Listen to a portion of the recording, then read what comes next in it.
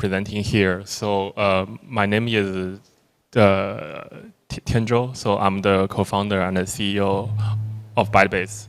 And today I will give a presentation about database DevSecOps.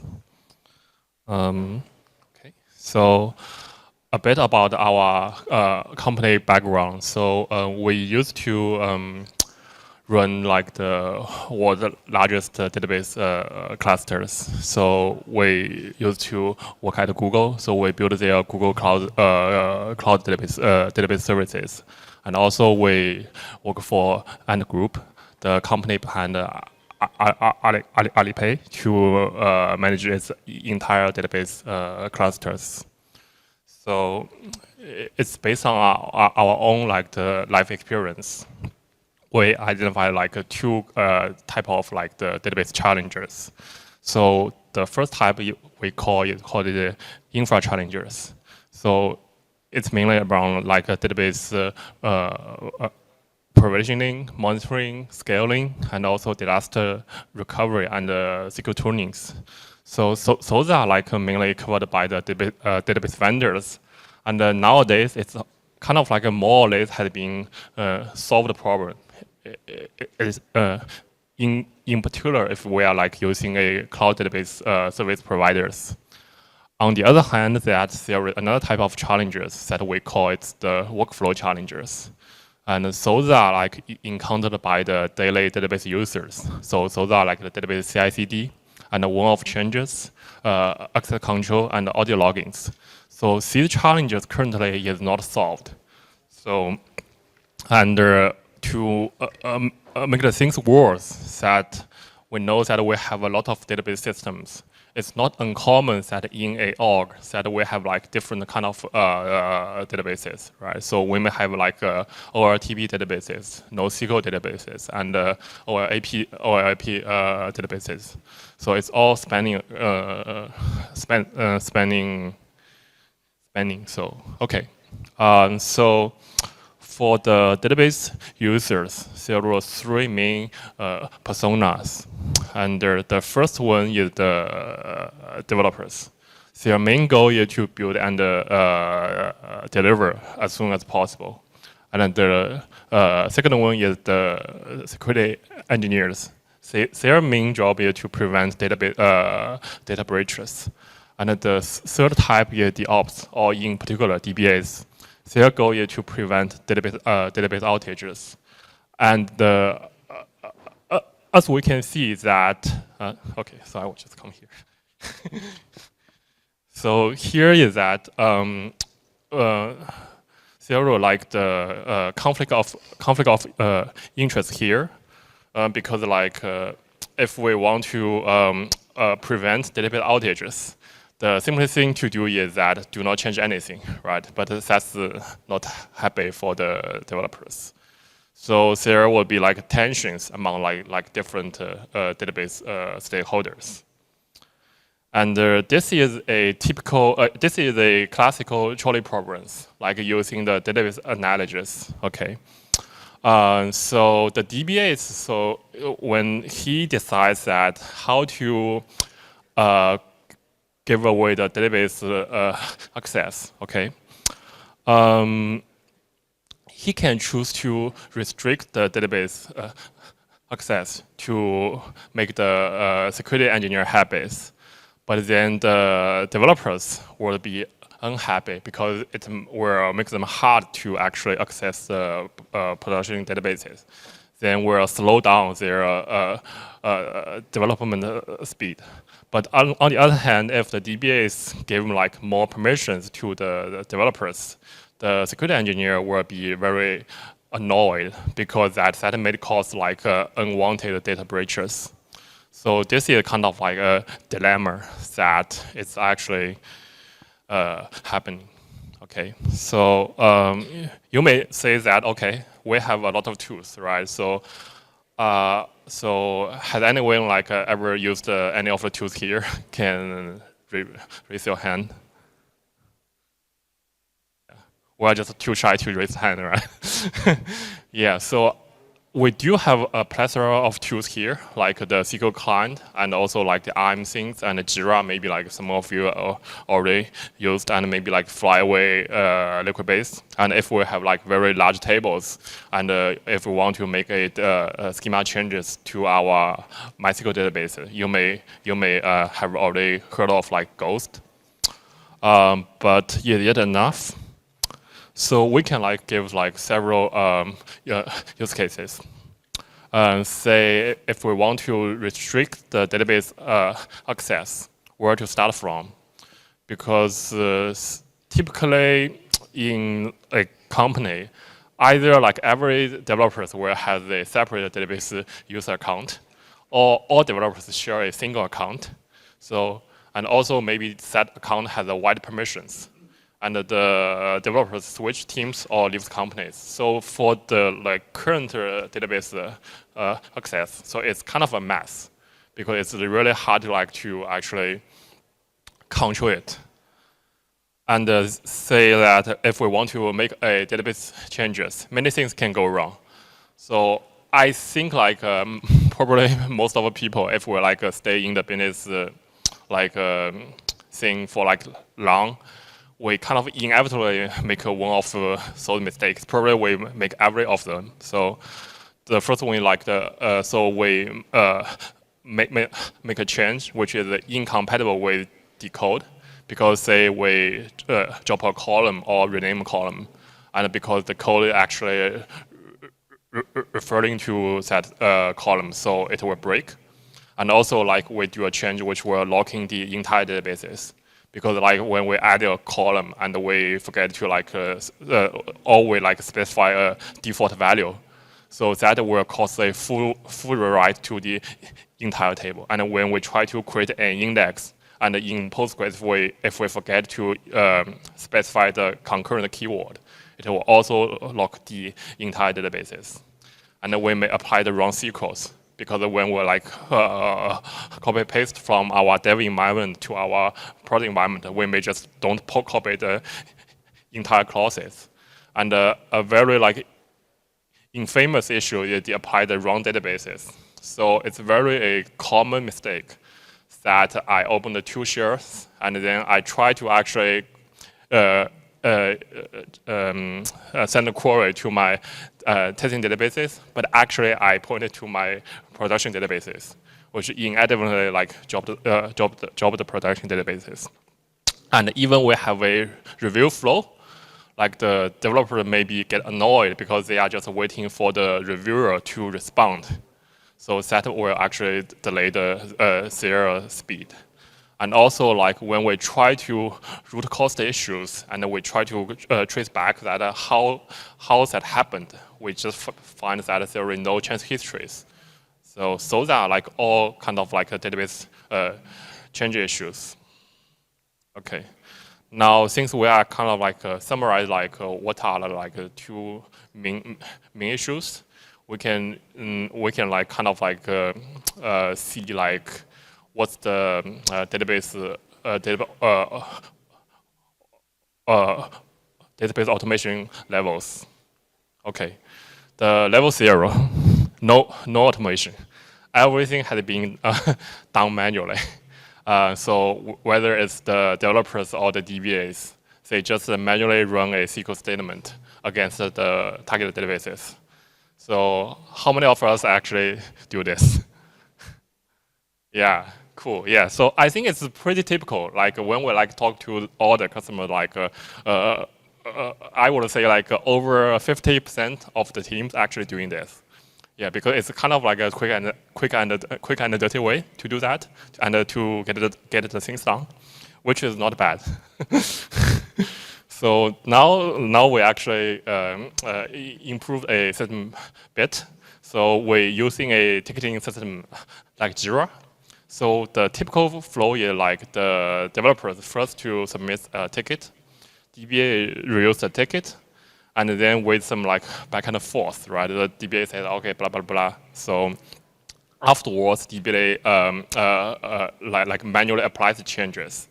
Then DBA updates the ticket. So one improvement over the previous one is that there is a review systems, so that the review system is kind of like decoupled from the database route systems, because it's in a separate system. So the developers, they still need to, like, when they actually finish their local development, they need to paste their SQL statement to Jira.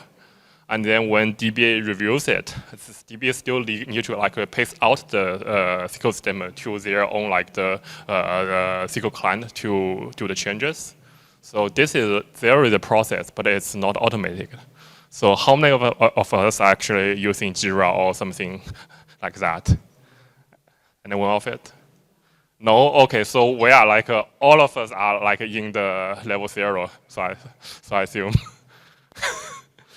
All right, so this is actually also a very typical, like, setup that we see, like, worldwide. I guess that there are around maybe 20% or 30% team. They are actually using this. Okay. And now, like, we try to improve things a little bit better. So this is called the version control. So in addition to Jira, developers, they store the change script in version control systems such as GitLab, GitHub, or Bitbucket. So the flow is almost the same. The extra benefit is that, so the developers now have the way to actually store their change script in the same way as they keep their code. So this is some, like, a minor improvement. And okay, now then the level 3. The level 3 we call it is the streamlined. So this is actually quite advanced. So based on our experience, there might be like less than 10% of our customers are already using this. So in addition to Jira and VCS, so they will use a tool called either like Liquibase or Flyaway to streamline the route. What the streamline means is that they configure a automated CI pipeline. When the change script is kind of merged into the code, merged into the repositories, it will kick off a automated pipeline to actually route the changes. So this is kind of like fully automated, okay? But there is still something missing here. Because like if there is a system that can provide ticketing, deployment, VCS integration, and work with all database systems. So we call this level 4, integrated. Okay, that's what we are building at Bytebase. So this is our like the main view of actually rolling out database changes. If you are like ever used Jira, it's very similar to Jira, but we are specifically built for the database change management process. From the UI, you will see that there are like the different piece of the functionalities that I mentioned. There are like the review, change, deploy, schedule the change, maybe at a 2 a.m., something like that. And also there are like the GitOps integrations here. So it's kind of like a collaboration platform. So we sometimes call ourselves like the Jira for database, or we call ourselves like the GitLab for databases. So this is our solutions. Okay. So this is like, so we say this is change query, secure, govern, all database in single places. So we try to satisfy the 3 personas that we just mentioned, the developers, the security engineers, as well as the DBAs. Okay. And moreover, our platform is a API-first platform. So all the UIs that we see in Bytebase is built upon this public Bytebase API. So in theory, a third party can build a different Bytebase UI based on this same set of APIs. And I will now give you a case study. This is Genius Auto Finance. So this is the financial arm of Gili Group. the Geely is like the one of the Fortune 500. So so it has the brand like a Volvo Geely link. So they provided the financial services such as auto loan, and it's a highly regulated industries. And they have like multiple databases: Oracle 11, Postgres, MySQL, TiDB, Hive. So how they do the change management with Bytebase. So this is very interesting. They do this via the API integration because Geely is a very large group, and they already like building their like internal DevOps platforms. So they don't like just use GitLab, but they actually had a layer on top of like the GitLab to have their own DevOps platform. So it's like their own developer hub to do all kind of like the development.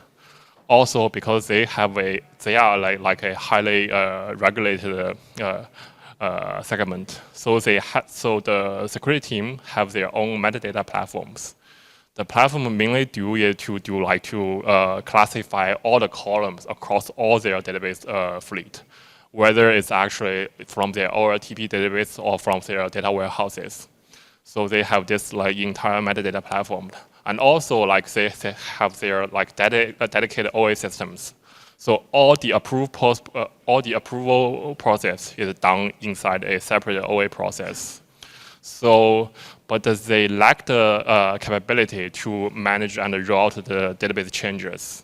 So, but they don't want to jump to the Bytebase UI to do that. They still want to do that inside their own DevOps platforms. So, so the way they integrate with us is via the APIs. So this is kind of like the overall interactions. So their DevOps platforms calling our Bytebase APIs like to do things. And they also like their metadata platform. So because that metadata platform maintains the single source of truth of the data classifications. And they push those information to Bytebase to actually to configure the data classification policies in us. So, and also like say here, because we actually a place to actually can access to manage the data access control. So like the developers can just go to our platform to request a particular table may need like read permissions. And also that's another interesting part. It's called the dynamic data maskings. So in Bytebase, we provide this like the web-based SQL editors. So it's similar to like the local SQL editor like the Navicat or DBAs. But the benefit of us is that because we are a server-based solutions, we can kind of like centralize the access. And here you can see that by query from our web-based SQL editors, the data is being masked. And on the right side, this is just the data classifications. So the DBA team or the security team, they can classify the columns and can actually specify the security levels, and they can define rules, something like that. If the level is like 4, then it will be fully masked columns. This allows to actually configure the masking policies in batch. Okay, so.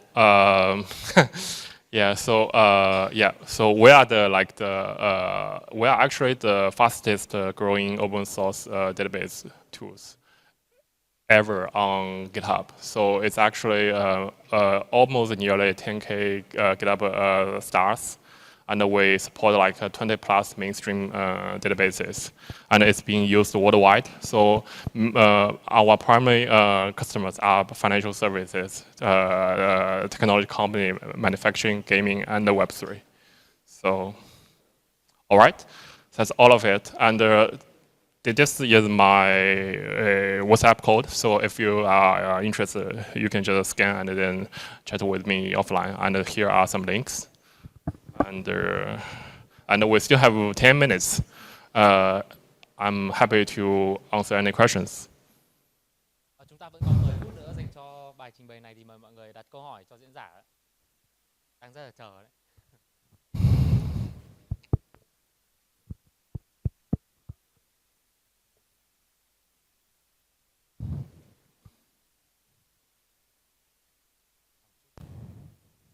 Hello. Actually, I have questions about your system. Mm-hmm. A disclaimer: our company actually in tier 1, where we are using Jira tickets to submit changes to the database team, and they will apply it manually. Mm-hmm. But I think in a regulated or some domains like securities, banking, or payments, where actually changes are made by high authority people, Mm-hmm. we don't actually have the permission to update it. So the more checkpoints like your system is making, it's created some kind of obstacle when some errors happen. When there are some errors happen, we want to revert to the latest stable state as soon as possible. Mm-hmm. But like we are having a lot of checkpoints, and how can you make it to revert the changes as soon as possible to the latest state? I see. Yeah, so the question, so I think is around like when we wrote a database changes, right? And if there is some bad things happens, Yeah. we want to revert the change as soon as possible, right? We as a normal situation, when apply change incrementally, like we applying step on step to step 3. But I don't know, maybe some scheduled jobs taken and screwed up the things. So I just want to revert to the step 0. Okay. Without reverting each individual step. Okay. So how can we make it? Okay. So are you mainly talking about to revert the schema change or the schema change? Okay. On the high levels, right? So Sarah, one thing to do is that we first need to decouple the schema change from the application changes. So by decoupling means is that we're trying to make our code being compatible with both the current version of the database schemas and the new version of the database schemas. So in the previous several companies I work, is that they will normally use the feature flags. So say that, okay, so by using the feature flag, I can work with both the old and the new database schemas. So when things happens, then I can quickly revert the schemas. Otherwise, it will becomes very hard. Because if I just want to revert the schemas, then that I will break my application code.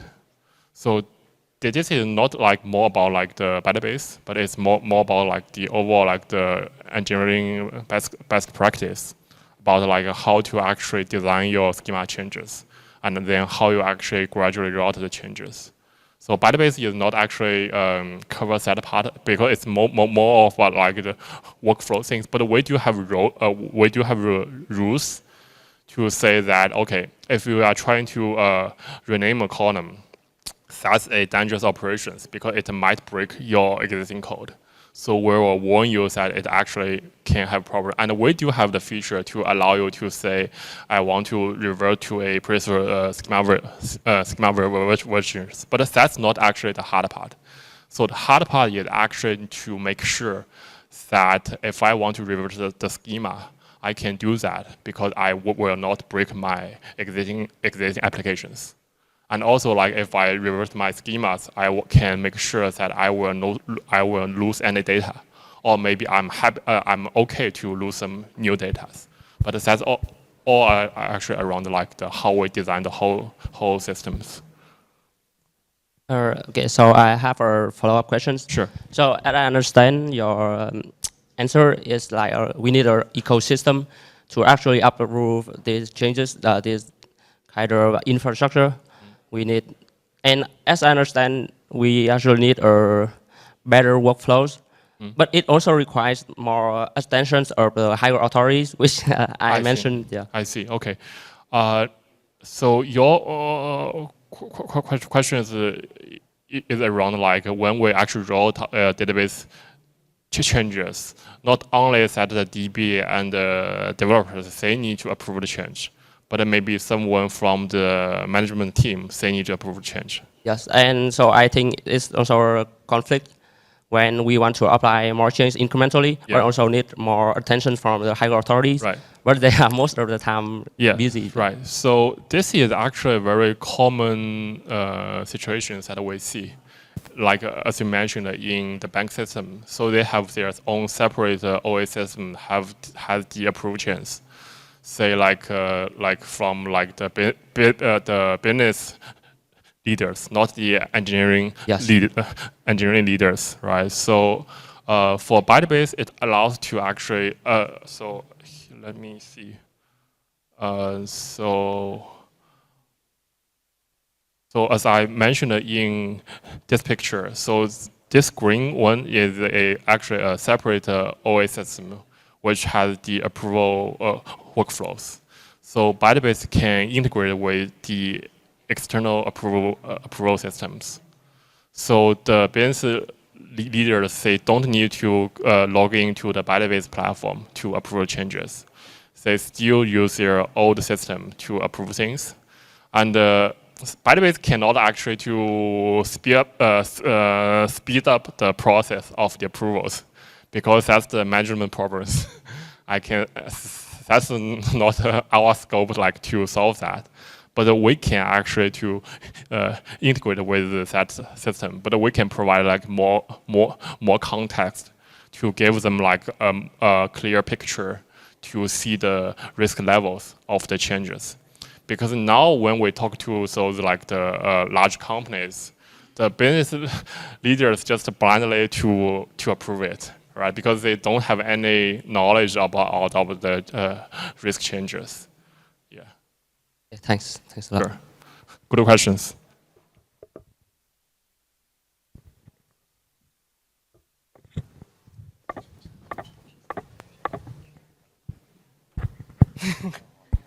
Hello. I have a question for you. That which type of migration is being used on Bytebase? Warm migration or cool migration? Imagine that I have a standalone database.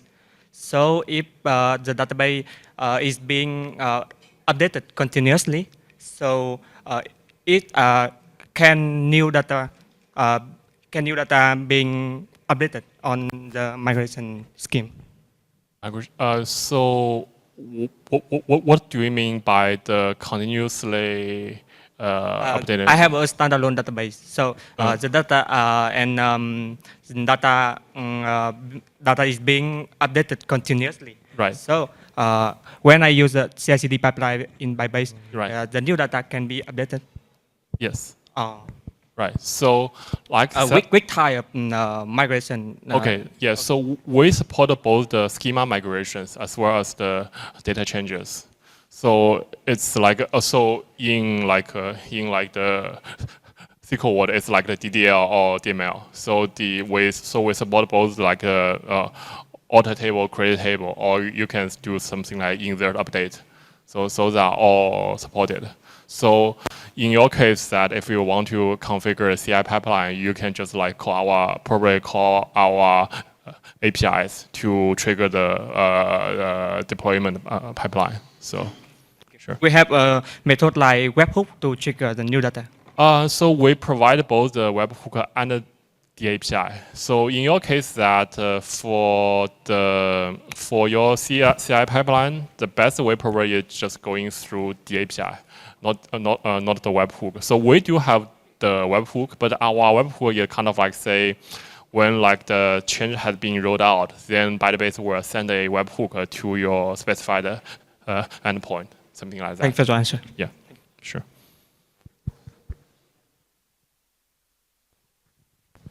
Yeah, I have a question about the masking the credential and secret. So which channel you using for masking the credential?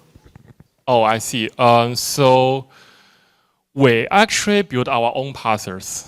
So for all the the main databases like Postgres, MySQL, Oracle SQL Server, we build our own parsers. So essentially, we try to for every SQL statements that we see,